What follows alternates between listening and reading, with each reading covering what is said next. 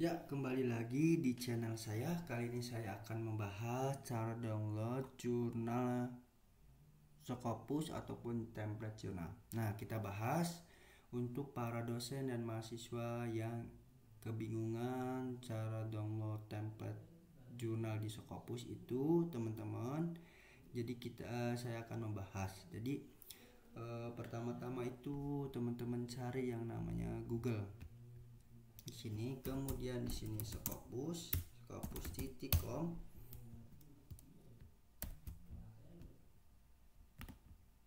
Nah, scopus.com ini websitenya, ini jangan lupa scopus.com. Kemudian teman-teman cari yang namanya AuthorSearch. Jadi AuthorSearch itu untuk mencari ID. Jadi ID teman-teman, barangkali teman-teman itu sudah punya ID, tinggal teman-teman cari di sini. Di sini itu nama depan dan nama belakang. Kemudian afiliasi, kemudian di sini origin. Oke, teman-teman. Ini untuk mencari author yang sudah terindeks ID atau punya ID. Kemudian di sini source. Source itu untuk mencari jurnalnya, teman-teman. Di sini saya akan mencari jurnal. Kita membahas Q 4 dulu, teman-teman. Di sini jurnalnya yaitu Lewis Science and Technology. Ini untuk jurnalnya itu jurnal multidisiplin. Di sini kuartil, kita cari di sini subjek area. Nah, ini belum ada, kita cari yang namanya title. Oke. Nah, ini Lewis Science and Technology. Nah, ini teman-teman. Nah, ini jurnal Scopus Q 4, teman-teman. Nah, kita bahas jurnal Scopus Q 4. Kita cari. Nah, di sini ada Science Technology. Di sini itu Simagonya, teman. Jadi Simagonya itu dengan multidisiplin, kemudian nah ini Q 4-nya. Kemudian di sini ada homepage-nya, teman-teman. Homepage jurnalnya. Nah, ini jurnalnya, teman-teman. Jadi website si jurnalnya. Nah, teman-teman, saya ingin membahas cara download jurnal di Scopus. Jadi, teman-teman, Scopus itu tidak ada template-nya, teman-teman. Biasanya jadi kita harus paham dulu dengan focus and scope-nya. Kita cari, kemudian submission,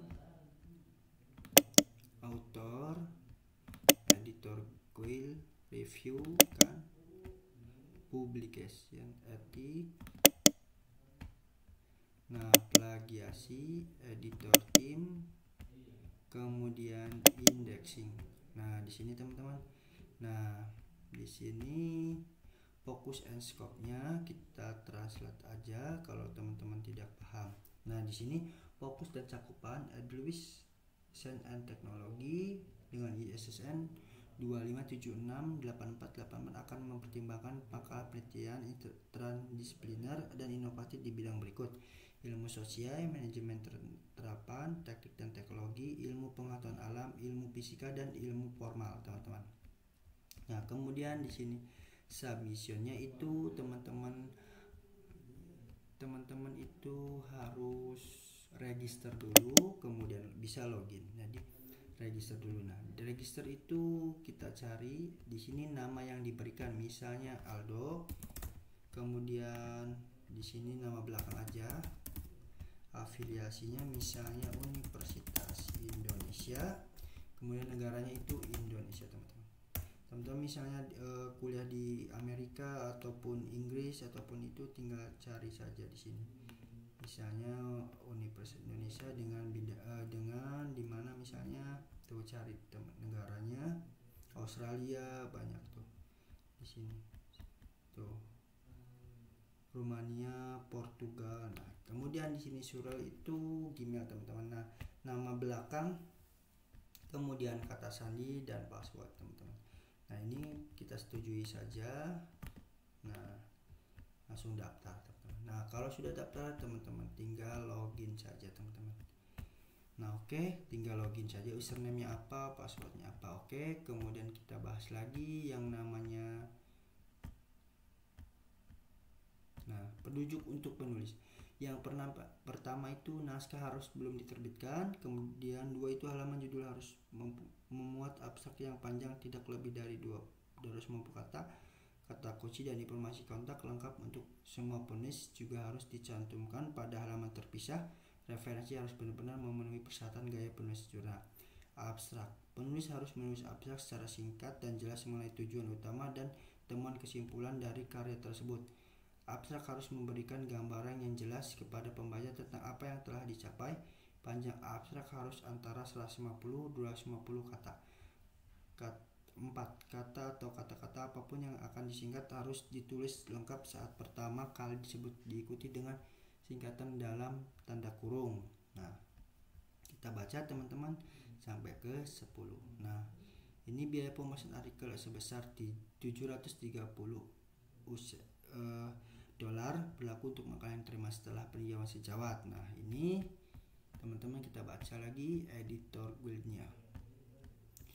Peran dan tanggung jawab editor anggota dewan di redaksi. Editor bertanggung jawab utama untuk menjaga reputasi dan integritas jurnal. Nah, peran editor terhadap komunitas ilmiah, menuju jurnal, skema standar pemrosesan editor naskah. Kemudian cari lagi revisi. Nah, revisi pedoman peninjauan. Pedoman peninjauan kami memastikan bahwa proses peninjauan sejawat berlangsung adil, tidak biasa sistem peninjauan buta tunggal di mana peninjauan mengakui penulis tetapi penulis tidak mengakui peninjauan dan tepat waktu. Nah, kita baca lagi, memastikan kesesuaian dengan poin-poin berikut merupakan proses peninjauan standar. Peran peninjauan. Nah, kemudian di sini cari pernyataan etika publikasi moral praktik publikasi segera hadir. Nah, kemudian plagiasi. Nah, plagiasi tindakan yang mungkin dilakukan oleh editor untuk indeks keamanan tinggi yaitu 30%, indeks keamanan 10-30%, indeks keamanan kurang dari 10% dalam kasus 2 dan 3. Nah, kemudian ini editor timnya, tim redaksi, editor asosiasi, dewan redaksi, kemudian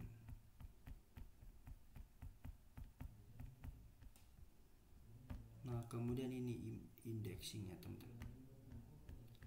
Dan kami tentang pengindeksan penuh di luar kendali kami.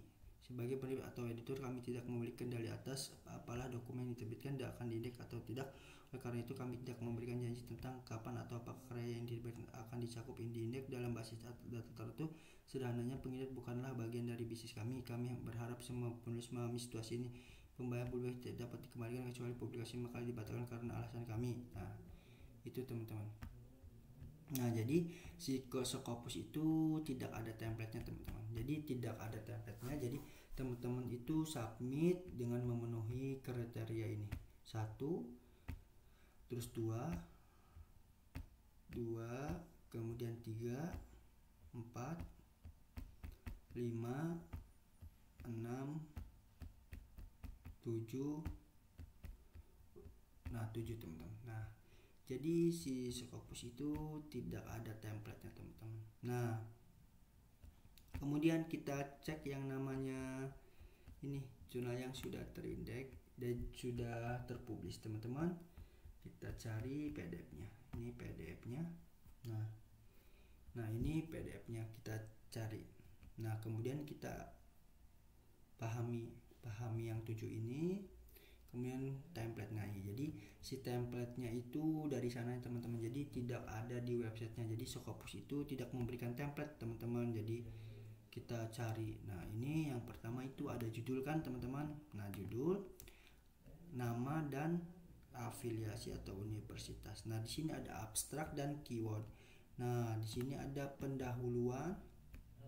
Kemudian pendahuluan teman-teman. Kita cari lagi.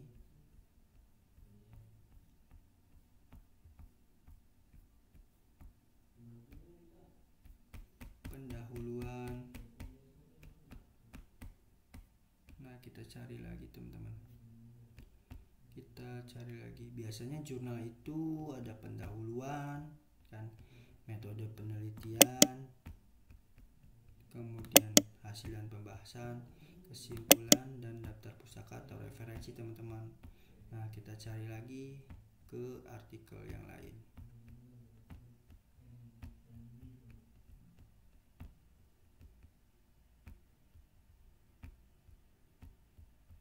Nah, di sini abstrak, oke. Ini pendahuluan ya. Terus metodenya kita cek lagi. Nah, ini metodologi penelitian ada, oke. Kemudian hasil dan pembahasan. Hasil dan pembahasan.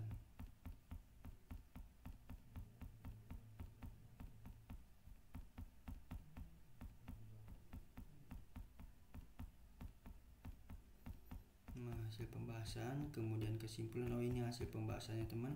Kemudian kesimpulan, copyright, kemudian daftar pustaka atau referensinya. Daftar pustaka itu maksimalnya 25 sampai 21 teman-teman. Jadi 21 sampai 25 itu lebih bagus. Kalau misalnya referensinya sampai 30 atau 50 itu lebih bagus teman-teman. Jadi Scopus itu tidak ada template jurnalnya teman-teman. Nah, kita bahas satu persatu teman-teman untuk Q4 dulu. Nah, di sini nah kita cari lagi itu. Jadi si template-nya itu dari sananya teman-teman. Jadi teman-teman tinggal pahami saja dulu yang 7 ini, kemudian teman-teman langsung submit dengan artikel itu berbentuk Word. Nah, kemudian ada nama, tadi kan ada nama dan judul, universitas, terus kemudian email, terus abstrak, dan abstrak berarti Inggrisnya saja, pendahuluan, metode penelitian, hasil dan pembahasan, kesimpulan, dan daftar pustaka atau referensi teman-teman. Nah, kemudian teman-teman sudah jadi jurnal ya, teman-teman tinggal submit saja teman-teman. Nah, submit di sini register. Nah, teman-teman di sini cari, oke, kemudian register. Nah, baru submit. Nah, itu teman-teman pembahasan cara download template di jurnal Scopus itu sebenarnya tidak ada teman-teman. Jadi di sini saya pahami. Jadi setiap jurnal itu tidak ada template-nya teman-teman. Jadi beda, jadi internasional dan nasional itu, kalau nasional itu ada template-nya di sebelah kanan teman-teman di OJS-nya. Nah, kalau Scopus itu biasanya nggak ada teman-teman. Jadi kita harus pahami dulu isi-isinya. Misalnya tuh isi-isinya yang pertama itu focus and scope, interest for auto, editor guide, review, publication ethic, plagiasi, editor team indexing. Nah, di sini publikasi etiknya teman-teman harus membaca satu persatu di jurnal Scopus. Nah, tinggal teman-teman cari di sini kuartil-kuartilnya, pengen kuartil berapa teman-teman, misalnya kuartil 1 sampai 4, tinggal teman-teman klik. Kemudian di sini jurnal, kemudian detailnya apa, di sini ada misalnya kita di sini subjek areanya dengan bidang ilmu apa teman-teman. Nah, di sini banyak teman-teman tuh, semua bidang ilmu ada dari kuartil 1 sampai ke 4. Nah, ini jurnalnya. Jadi ribuan, ada 9138 yang sudah terindex Scopus dengan bidang ilmu Q1 teman-teman. Nah, di situ teman-teman. Nah, teman-teman harus pahami satu persatu jurnal Scopus. Misalnya di jurnal Scopus ada template-nya itu lebih bagus. Jadi teman-teman tinggal tiru saja. Nah, kalau tidak ada ya udah teman-teman download, jadi teman-teman submit, kemudian dengan artikel jurnalnya dengan berbentuk Word teman-teman. Jadi ada abstrak sampai kesimpulan atau referensi. Nah, itu saja teman-teman pembahasan saya cara download template jurnal Scopus. Oke, dan jangan lupa juga teman-teman subscribe. Semoga teman-teman sukses karirnya dan sukses atas kelulusannya, sampai berhasil di jurnal Scopus, publikasi di jurnal Scopus. Nah, teman-teman, saya tutup. Terima kasih.